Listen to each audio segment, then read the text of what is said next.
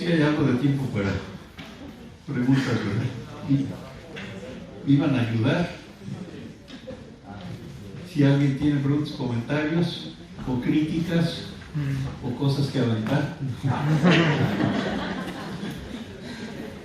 Sí. Muchas gracias por su charla, fue excelente. ¿De qué manera podemos los jóvenes abordar una formación que nos permita volvernos pues científicos políticos? ¿Cómo podemos formarnos para asesorar o participar de una manera activa en este tema? Sí, esa es una pregunta muy importante. Es que pasa esto. Una respuesta con la que no estoy totalmente de acuerdo es que simplemente ustedes tienen que reducir su uso de energía y tratar de ser muy protectores del medio ambiente, etc. Pero eso no es suficiente. Lo que tienen que hacer los jóvenes es agruparse de tal manera que puedan tener influencia en los tomadores de decisiones de los distintos niveles de gobierno. Y aquí es donde esto puede funcionar a distintos niveles, desde niveles locales, pero en última instancia, pues, lo ideal es poder tener influencia a nivel de los jefes de Estado. Pero es lo que ya ustedes con la juventud, pues ya lo empezaron a hacer. Esta jovencita sueca es un ejemplo muy claro, Greta Thunberg, ¿no? De la enorme influencia que ha tenido. Yo la oí en las Naciones Unidas en Nueva York también. O sea que ese es un ejemplo de lo que tendría más impacto, de que ustedes colectivamente de alguna manera le puedan comunicar a la sociedad de que es algo importante para ustedes. Y para eso hay mucho escrito, aquí pues no habría tiempo, pero hay toda una serie de posibilidades de cómo acercarse cada vez a niveles más altos dentro de cada gobierno, que es distinto en cada país, ¿no? Pero en fin, esa es la respuesta muy breve. Aquí, doctor. Sí. Ok. Hola, buenas tardes, doctor. Buenas. En una de las diapositivas mencionó, o bueno, mismo fue lo que entendí, de que la temperatura, si no existiera el cambio climático, estaba disminuyendo, ¿no? Y debido a la existencia del cambio climático, aumentó un grado. Sí. Ok. Bueno, eso intuyo que es debido a que la energía del sol va disminuyendo y... Resulta que eso ya no lo expliqué con detalle, pero es mucho más complicado. Lo que también ha hecho la comunidad científica es entender por qué hay épocas glaciales y por qué hay cambios climáticos. Uno de los cambios importantes al que me referí, un ejemplo, es cuando hay explosiones de volcanes masivas que aumentan la cantidad de dióxido de carbono en la atmósfera. Ese es el efecto invernadero. Pero otro de los impactos que hay en el clima, y por eso hay épocas glaciales, son cambios en la geometría de la órbita terrestre alrededor del Sol. ¿Por qué? Porque no somos el único planeta, sino que están Marte, Venus, etc. Entonces se puede calcular con mucha precisión qué ha pasado en años pasados, en decenas de miles o hasta millones de años, y con eso se puede predecir cuándo habría otra época glacial, etc. Y no es que esté cambiando la cantidad de energía que viene del Sol, sino está cambiando la exposición de nuestro planeta a esa energía, que tantas vueltas da, etcétera, etcétera. Eso está muy bien documentado. Es ciencia ya más detallada que explica cambios geológicos del clima. Y esa disminución de temperatura que enseñé se debe a uno de esos cambios en la elipticidad de la órbita del planeta. Pero sí está bien entendido, pero adelante. Sí, bueno, muchas gracias. Y como también explicaba en la conferencia, o sea, sé que ahora con el cambio climático los cambios de temperatura son más bruscos que antes, ¿no? Sí. Antes era más gradual. Exacto. Sí. Entonces siento que los cambios de temperatura es lo mismo que si sube, que si baja, le afecta a la humanidad. Sí. Ahora, si queremos que se preserve la vida humana como estamos, Pues sé que el cambio climático y la quema de hidrocarburos, etcétera, es dañino. Sí. Sin embargo, no hay como una especie de tratar de que, ok, el mundo se enfría, tratar de que por medio de ciertas actividades humanas la temperatura prevalezca.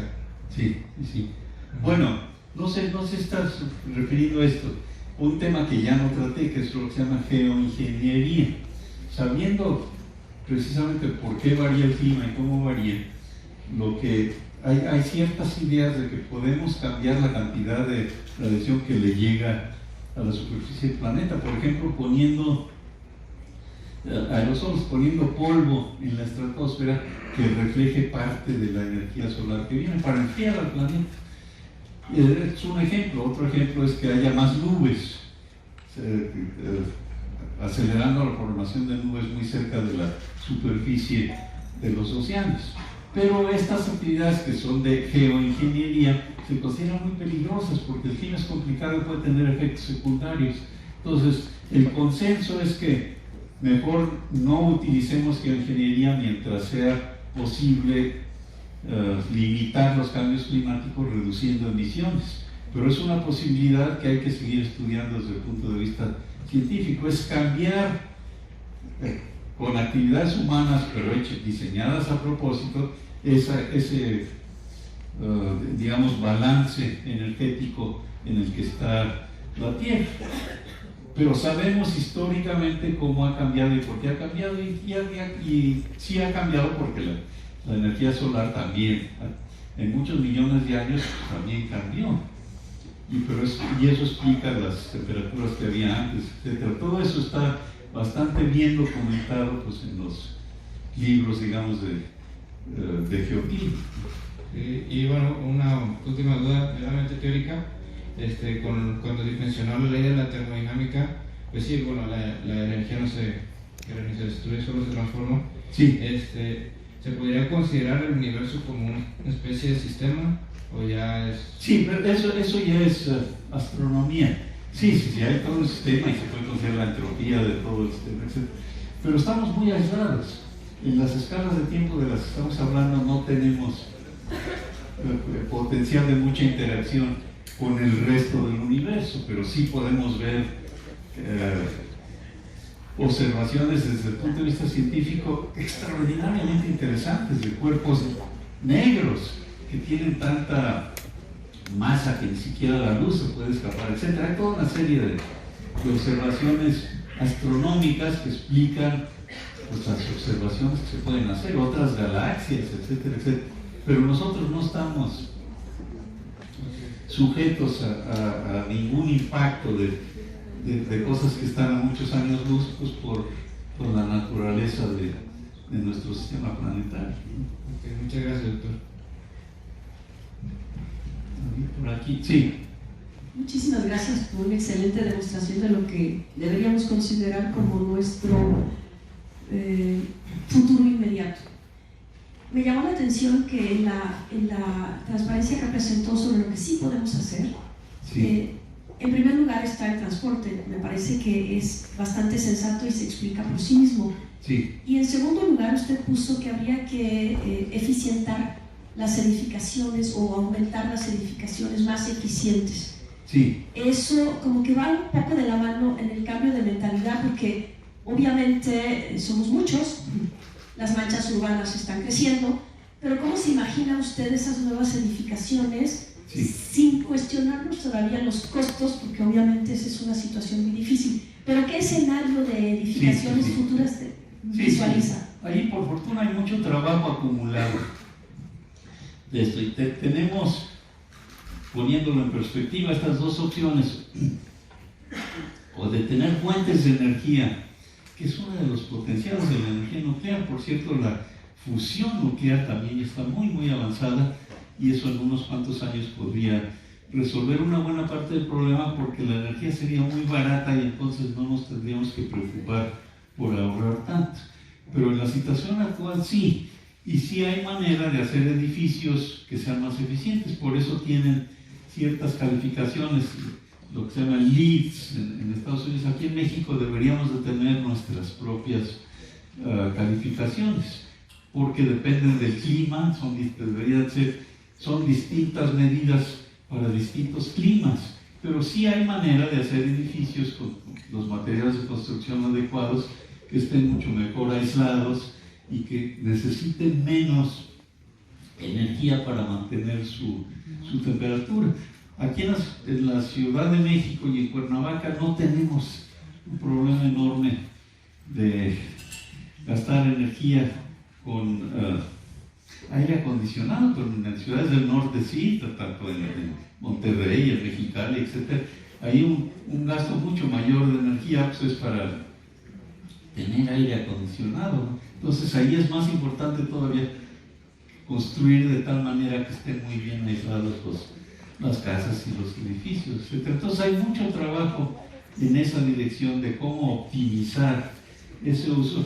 Nosotros en nuestro centro también tenemos trabajos de urbanismo, cómo deberían de crecer las ciudades para que el transporte funcionara bien y no hubiera congestionamiento, etcétera, etcétera. Todo eso está bastante bien documentado en principio, pero hay problemas muy difíciles de resolver. La gente, por ejemplo, pues en principio es un aspecto cultural, que cada quien tenga su propio coche, pero si le regalamos un coche a cada quien que se lo merece en la sociedad, pues no nos podríamos mover por el congestionamiento. Entonces, lo ideal es tener transporte público de primera para que sea más agradable moverse rápidamente en transporte público que en una ciudad congestionada. Son ejemplos de cosas que se siguen estudiando y para las cuales nosotros una de las cosas que hacemos es ver qué está pasando en el resto del planeta.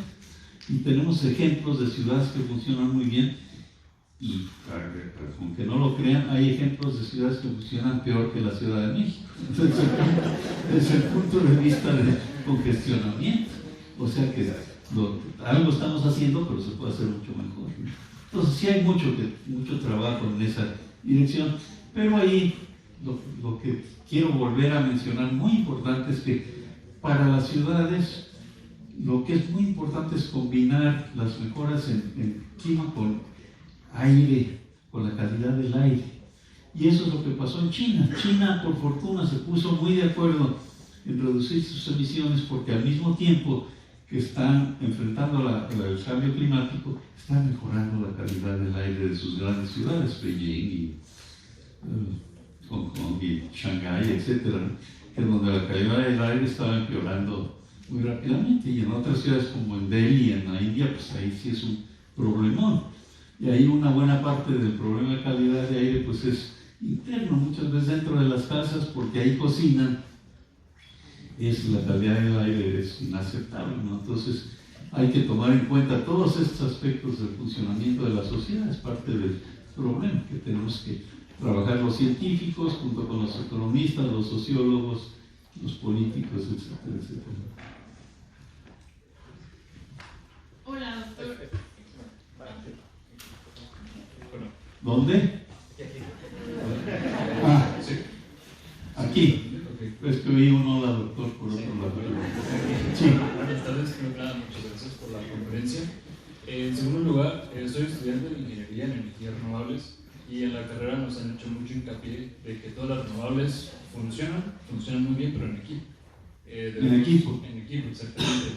Y eso lo quieren extrapolar a nosotros como estudiantes y futuros ingenieros. La pregunta es, yo a lo largo de la carrera he visto que hay una barrera entre el grupo académico, sociedad, gobierno, empresa. Sí. Entonces, con base en su experiencia, ¿cuál sería la metodología que como estudiantes y como parte de la sociedad deberíamos participar para poder integrar grupos como la academia, como estamos aquí, con gente que está afuera hoy en día, con gente que es empresaria, con gente que es estudiante, con gente que está interesada obviamente en lo que estamos viviendo hoy en día, pero ¿cuáles serían esos mecanismos que podemos... Sí. Y luego, quizá una pregunta importante, no es fácil de contestar, pero simplemente le voy a poner un ejemplo. Yo fui profesor del MIT muchos años, y ese problema lo tienen muy bien resuelto, porque MIT es muy conocido, y muchas empresas, tanto de combustibles fósiles como de energía en general, financian a MIT para hacer investigación. Entonces, esa, digamos, diferencia entre el mundo académico y el mundo industrial, pues de alguna manera, con esa colaboración, es una muy buena manera de resolver. ¿Y qué se hace? Pues es que también a los estudiantes, parte de su entrenamiento consiste en trabajar en las empresas por una temporada. Entonces hay una conexión muy cercana de cómo mejorar todo eso. Menciono, claro, en el MIT tiene nada más todo el MIT como 10,000 estudiantes, 5,000 graduados y 5,000 de carrera, ¿no? Y más de 1,000 profesores. Entonces el número es tal que todos los estudiantes tienen la opción de trabajar con algún profesor haciendo investigación. Esa parte es difícil digamos, de hacerlo aquí en universidades como la UNAM, ¿no? Por la enorme cantidad de estudiantes que hay. Pero mucho se puede hacer ya a través de los nuevos sistemas de comunicación. Se puede colaborar con investigadores de otros países, se puede ser parte de otros grupos, etcétera, etcétera. Y sí es muy importante para ustedes, en la medida que sea posible, pues poder pasar algunos meses, por lo menos, si no es que años así, sacando algún otro grado, pero por lo menos meses en otros países para ver cómo funcionan otras sociedades. Y de ser posible, pues también trabajando en la industria o con la sociedad de alguna manera, ¿no? Es para realmente poder acomodar todas estas distintas maneras de funcionar. Okay. Hola, doctor, gracias por la plática. Aquí. Ok, ahora sí, ya. Bajo su perspectiva, ¿qué pensaría usted que fue lo que propició que el protocolo de Montreal se llevara a cabo eficientemente y que no existe ahora para que los protocolos que se crean actualmente se cumplan? Perdón, no sé si entendí bien la pregunta, pero con el protocolo de Montreal tuvimos la suerte, claro, es un problema más sencillo que el del cambio climático, porque el cambio climático pues tiene que ver con el uso de combustibles fósiles que permean tantas actividades distintas de la sociedad. Con el protocolo de Montreal lo que pasa es que pudimos trabajar con un número relativamente pequeño, muy limitado, menos de 10 industrias químicas, que son las que producían los clorofluorocarbones, que son los compuestos que se usaban como refrigerantes o para propelentes en latas de aerosol. Y pudimos trabajar con unas cuantas industrias y se pusieron de acuerdo con nosotros. Entonces, por eso se facilitó mucho el acuerdo internacional, porque pudieron también, con nuevas tecnologías, generar otros compuestos químicos que no dañaran la capa de ozono, pero que también no fueran peligrosos para respirar, ¿no? Entonces, eso fue un progreso tecnológico, pero sí hubo un trabajo muy importante de la diplomacia para trabajar conjuntamente con estas empresas. Entonces, lo que tenemos hoy en día con cambio climático, por fortuna, sí hay muchas empresas ya muy responsables que sí están de acuerdo en que tienen que tomar medidas muy importantes. Y pues la comunidad de economistas, etcétera, también está de acuerdo que no puede haber países, y es uno de los problemas que tenemos en México, que indefinidamente estén pensando en seguir invirtiendo en combustibles fósiles, porque dentro de 10 años ya tienen que empezar a ser obsoletos. Todas las inversiones que hagamos hoy en combustibles fósiles, pues hay que tomar eso en cuenta. No va a ser para el futuro, para cuando ustedes puedan mantener a sus nietos, ¿no? Sino que ya en 10, 15 años tenemos que cambiar. Entonces eso ya lo están tomando en cuenta muchas empresas, dada la urgencia de tratar de resolver el problema del cambio climático. Y en eso pues son ustedes los jóvenes los que pueden ayudar enormemente, ¿no? Pero sí es muy importante seguir desarrollando tecnologías. Pero aquí quiero dar otro mensaje muy importante, que es este. A pesar de que todavía tenemos problemas serios como intermitencia y cómo almacenar energía, ese todavía no se resuelve bien, todavía es muy caro.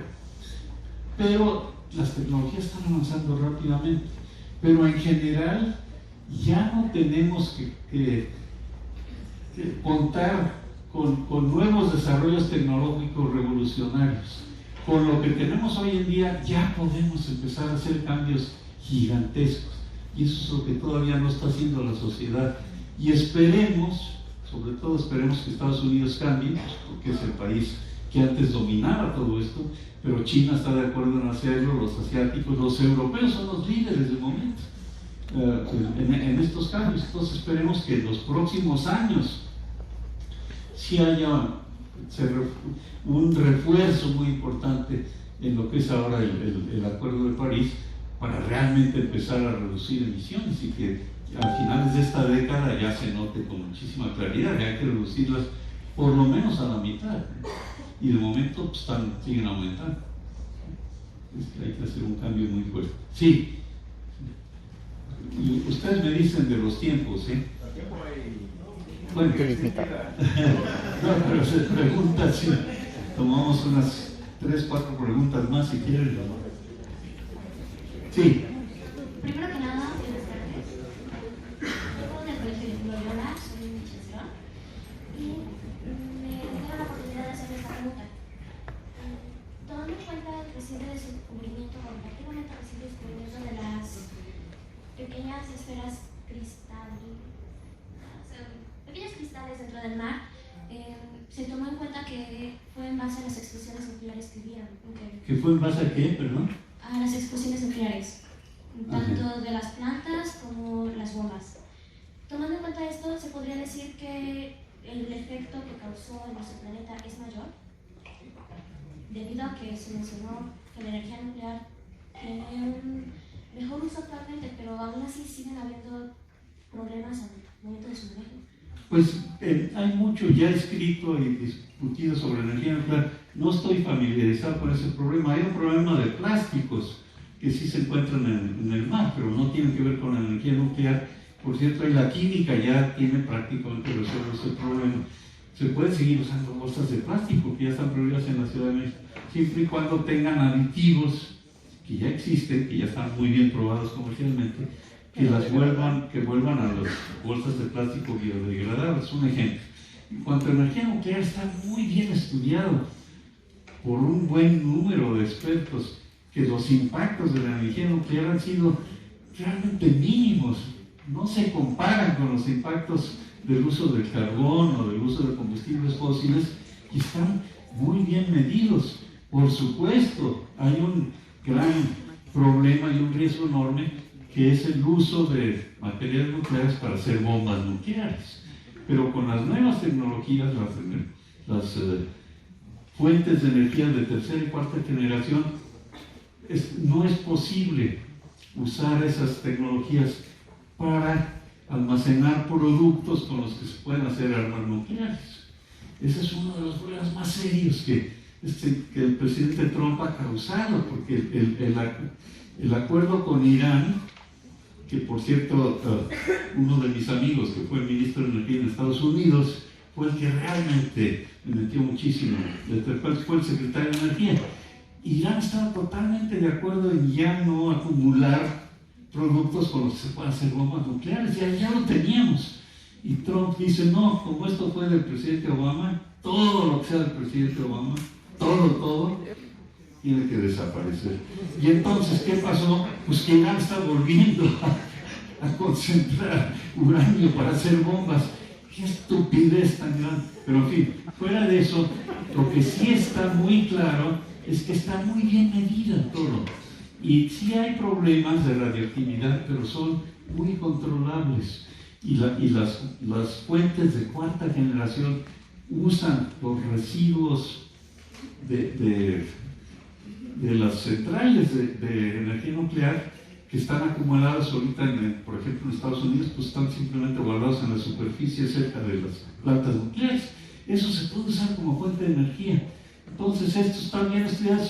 Si hay problemas, pues hay que publicarlos, hay que comunicárselos a la comunidad científica para que se juzguen y a ver si son problemas que se pueden atacar, ¿no?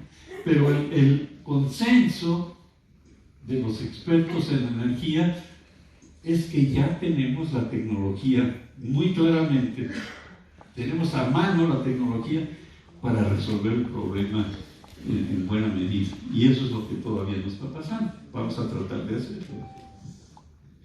Doctor Mario Molina, Sí. muchas gracias por esta conferencia. Estoy muy agradecido de que haya venido aquí a Cuernavaca a visitarnos.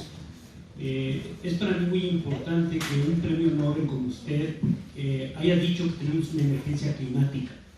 Sí. Que no solo es el cambio climático, sino que es una emergencia climática. Pues, Una emergencia es, hay que hacer algo urgentemente, ¿no? Porque la situación está un poco complicada. Yo soy Miguel Zacarías de Fundamental. Somos un colectivo de colectivos. Nos pueden seguir en @Fundamental. okay. Y bueno, básicamente lo que a mí me interesa, usted habla de ciertas fuentes de energía alternativas. Sí. Y quería comentarle que también la geotérmica puede ser una de ellas, Sí. y también la energía de las olas del mar. Estas son constantes, no tienen intermitencia, podría ser muy interesante porque no se necesitan sistemas de almacenamiento. La pregunta que yo le quisiera hacer es, evidentemente la política del gobierno actual de México es apoyar a los hidrocarburos, a la industria de los hidrocarburos. Y yo quería comentarle si usted ha tenido la oportunidad de acercarse al presidente Andrés Manuel López Obrador y si le ha comentado usted esta emergencia climática, porque aparentemente las políticas públicas no están tomando en cuenta esta situación. Sí, mira, la respuesta breve es no. El presidente López Obrador, yo trabajé con él cuando fue jefe de gobierno, pero trabajé temporalmente porque él, una universidad y yo no quería crearla, que sí la creó, y desgraciadamente no se ha arrepentido, que esa universidad pues es de chiste, ¿no? Pero en fin, pero lo que sí estamos haciendo, pues primero estaba yo esperando a ver qué más hacían. Estamos trabajando con sus asesores. Entonces, por ejemplo, Rocío Nale, la secretaria de Energía, con ella sí estamos trabajando. Con el secretario de Educación, Suma, por supuesto, también, etc. Entonces, es por ahí por donde estamos tratando de expresar nuestras ideas y de que el cambio climático sea algo muy serio. Desgraciadamente él siguió la línea del presidente Trump, que es totalmente absurda. Entonces esperemos que podamos cambiar esto, porque pues en momentos el cambio climático no ha tenido absolutamente ninguna importancia en sus declaraciones. O sea, no está consciente de que es un problema y menos un problema de emergencia. A ver qué más podemos hacer, pues estamos totalmente de acuerdo. Muchas gracias. Tendríamos tiempo para otras tres Una preguntas. o dos. Una y media.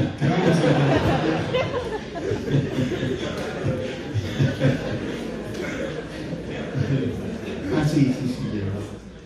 Muy brevemente dos comentarios.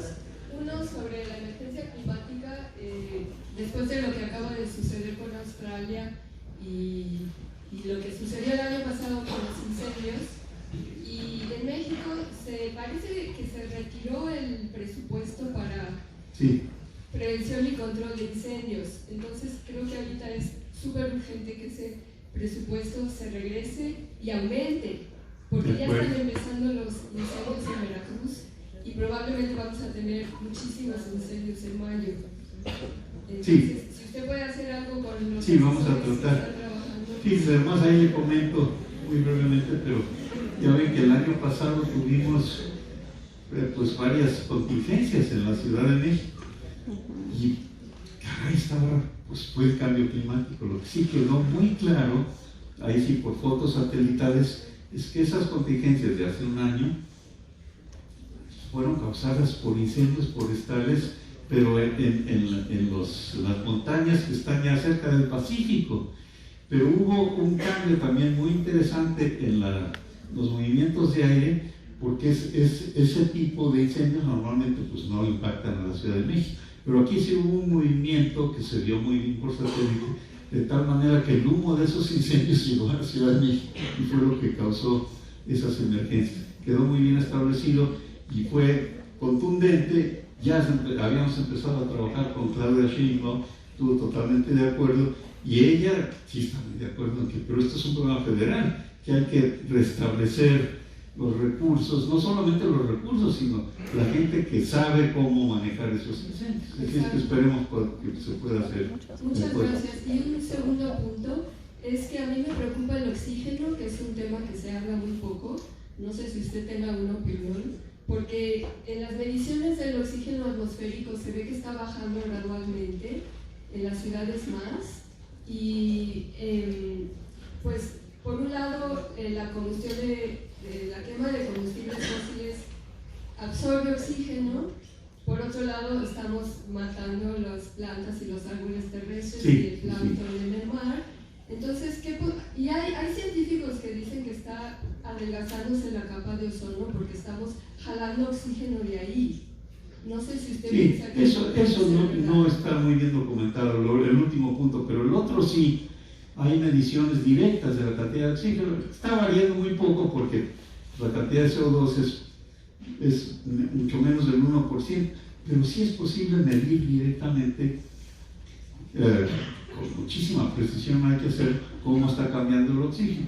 Y realmente eso no es una preocupación desde el punto de vista de todo el planeta. En las ciudades sí, pero más que el oxígeno, lo que es muy preocupante en las ciudades es la concentración de los que son todas mucho menos del 1% de los compuestos dañinos para la salud. Por ejemplo, las partículas menores de 2,5 micras, sabemos que esas penetran no solamente a los pulmones, porque son tan pequeñas, sino al sistema circulatorio, etc. Entonces, hay todo un grupo de estudios de medicina donde están muy bien documentadas y estudiadas pero hay mucho más que aprender, claro, pero muy bien documentadas las observaciones de impactos en la salud, inclusive de las mujeres embarazadas, etc. Entonces hay toda una serie de problemas, pero en general la cantidad de oxígeno como tal es como, no es que sea preocupante, pero sí es una manera adicional de asegurarse de todo el entendimiento científico de cómo está esto. Y el oxígeno como tal, antes de que tenga un impacto directo, tiene mucho mayor impacto, por ejemplo, la presencia de monóxido de carbono o de algunos otros de estos gases que son los que afectan mucho pues, al sistema humano. Muchas gracias. La última, Ya, el regateo la última, pues. Okay. Hola, doctor. Bueno, es bien sabido que para resolver esto lo que podemos hacer como jóvenes y que va a tener más impacto es levantarnos y exigir que se declare la emergencia climática en México. Faltar aquí los viernes y manifestarnos. Pero, ¿cómo iniciaría la transición energética en México? O la transición energética. Perdón, ¿cómo? Repítame el último. ¿Cómo iniciaría? Sí, no, lo que ya estamos tratando de hacerlo, porque estamos muy de acuerdo con grupos industriales y tenemos también que ponernos más de acuerdo con otros grupos de la sociedad. Y por eso, si ustedes jóvenes tienen un grupo adicional, pues también.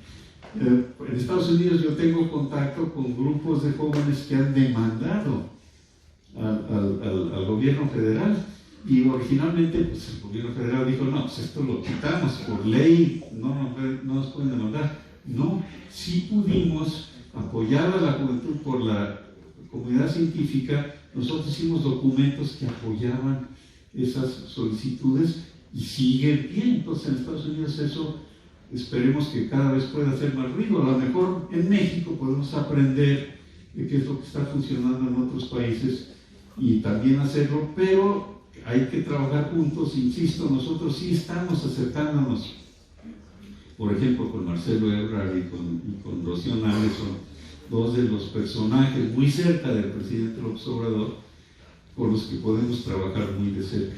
A ver cuánto más podemos hacer por ese lado, pero ayúdenos, por favor.